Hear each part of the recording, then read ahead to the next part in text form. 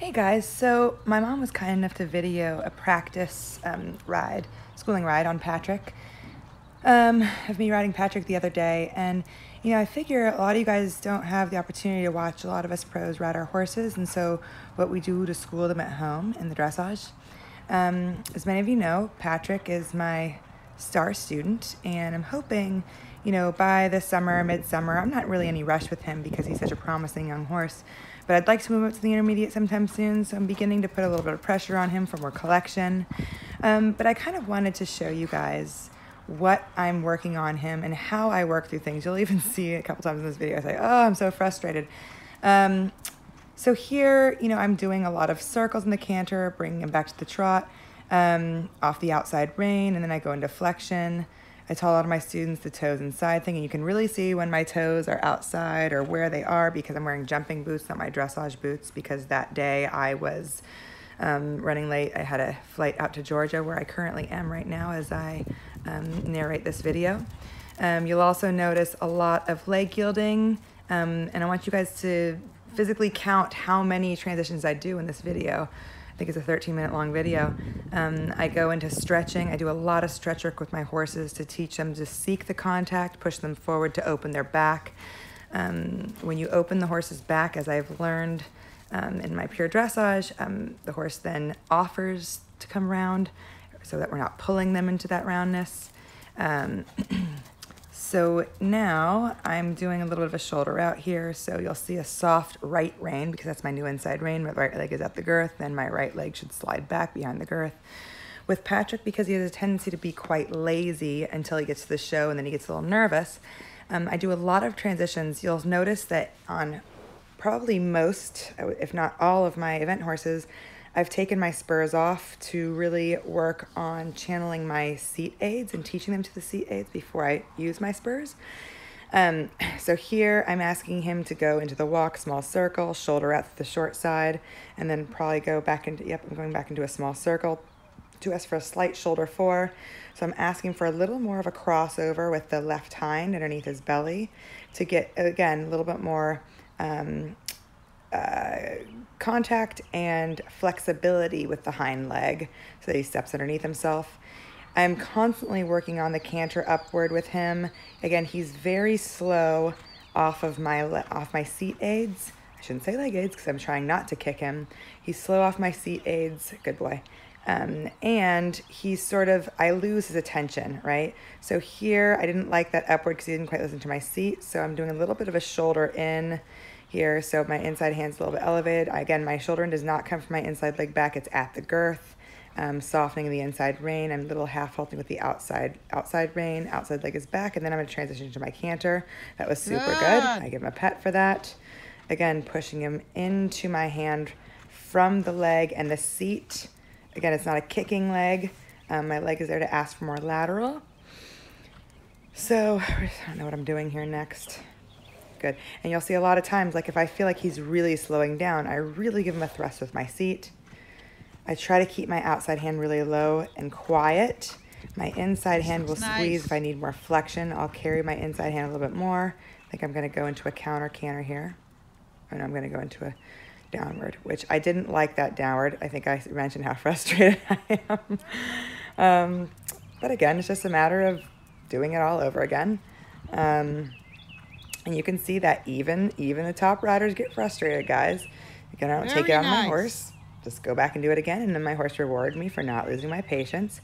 And again, I go right back to changing the bend to another small circle, because everything with Patrick, as soon as I get the hind legs, again, going into a halt here, as soon as I get the hind legs powered up like pistons, then I get a good working horse.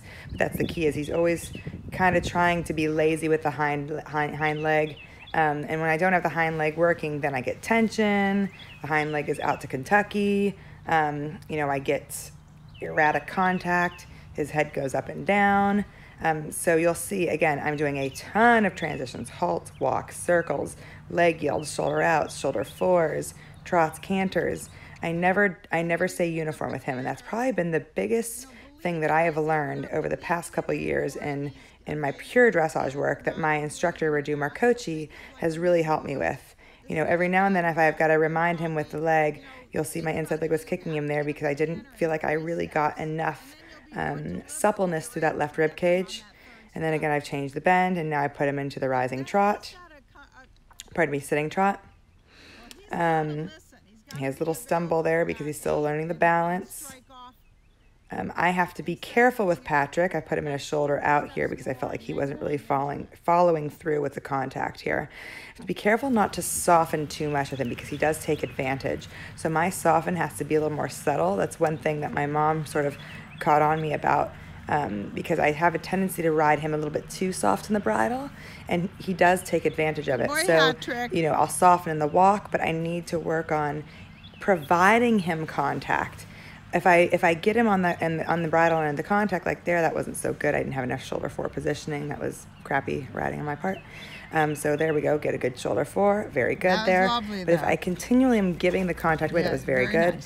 Nice. Then he doesn't have a steady connection, a steady contact to lean on, I should say, and not leaning physically, but to a security blanket, if you will. My reins need to be steady for him. Now, some horses that want to be a little heavier in the bridle, he is not heavy in the bridle at all. Ones that want to be heavier in the bridle do need a softening quite constantly. That's not the case for Patrick. He needs a little bit more of a steadier contact. I'm not sure what I'm doing here. I think I go to a counter canter. I'm just going to watch. You'll see my left hand is low. My right hand, which is my new inside hand, is a little bit elevated. I've been really working on my elbows being close to the body to create a nice picture, and keeping my reins steady on either side of Patrick's neck to channel him into a straight line. And really setting the rhythm with my seat so my legs don't have to work so hard. My inside leg is working, my outside leg is quiet. Super.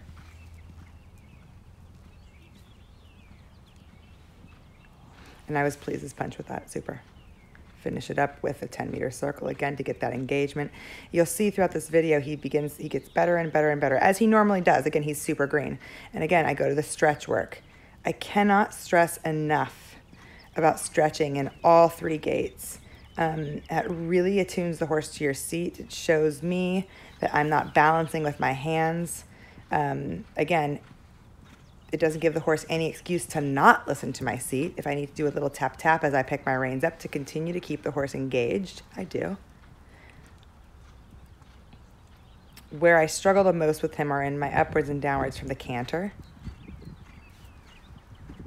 because he wants to use any tiny minuscule movement or in my seat to sort of fall out of the canter. So here I didn't like that because he sort of came above the bit. So again, I go back to getting him flexed. Yep. So he's stepping underneath with now that left hind. Good boy.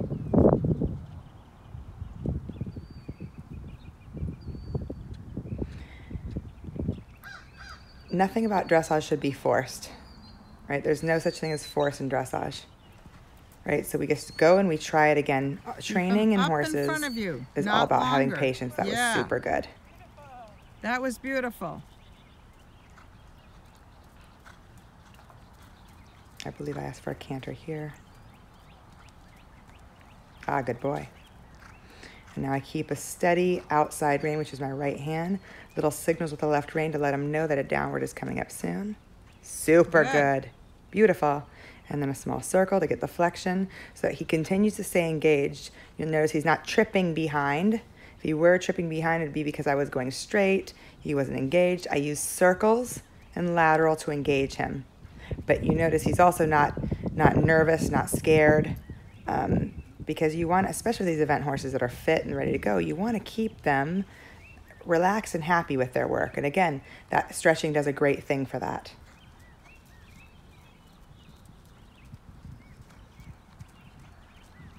Yeah, good.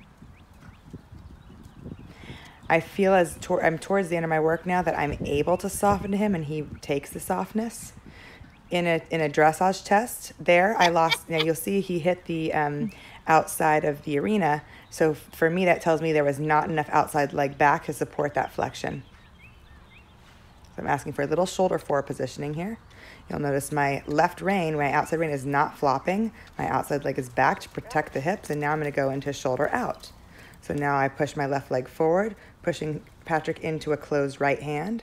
And I'm going to go small circle. And I think I'm going to ask for a little bit of a shoulder for or shoulder in positioning. My right leg is at the girth, my right hand a little elevated. Super. Good boy.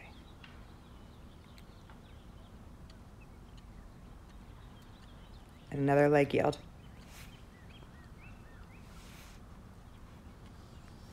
So that we keep the hind end active, not through stress or tension, but through lateral movements, through transitions.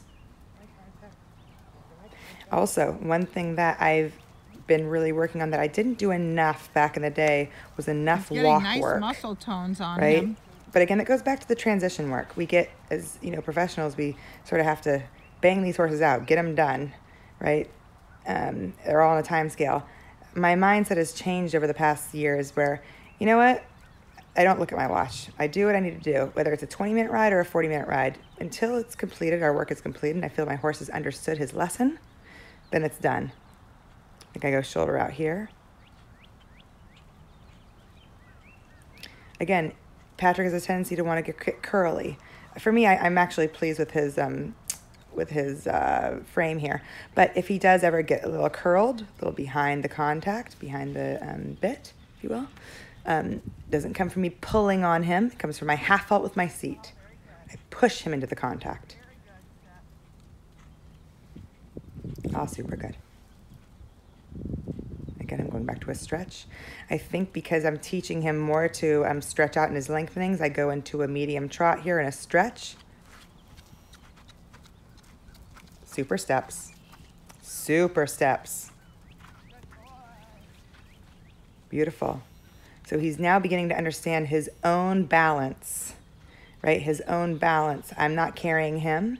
Until he can keep those even larger steps, holding himself, is when I can begin to pick the reins up and think that he can hold both me and himself in the medium work, especially in the trot.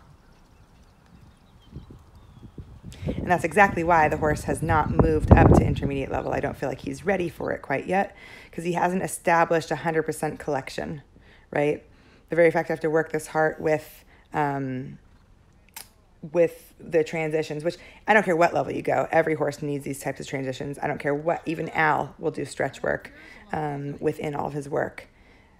But again, I have to continually remind him, and that's probably something, no matter what level he goes, that is something that he, he's a surfer. He's a surfer dude. He's a Cali dude. He'd rather just sort of hang out and relax kind of deal. I always have to constantly re-engage him. Now, you'll notice down that long side, I did a little zigzag in the extended walk. That offsets his balance. So if one of you guys have a horse that wants to get too quick in the extended walk, I highly suggest doing that little zigzag in the walk so the horse doesn't anticipate where he's going, and it sort of offsets his balance. Oh, we got to turn here. Oh, we got to turn here, right? And it helps slow him down. So I hope you guys enjoyed that. I hope you learned a little bit from sort of my mistakes, what went well, what didn't go well, and just a little insight into what I'm working on with Patrick, and hopefully you can learn for your horse. Cheers, guys.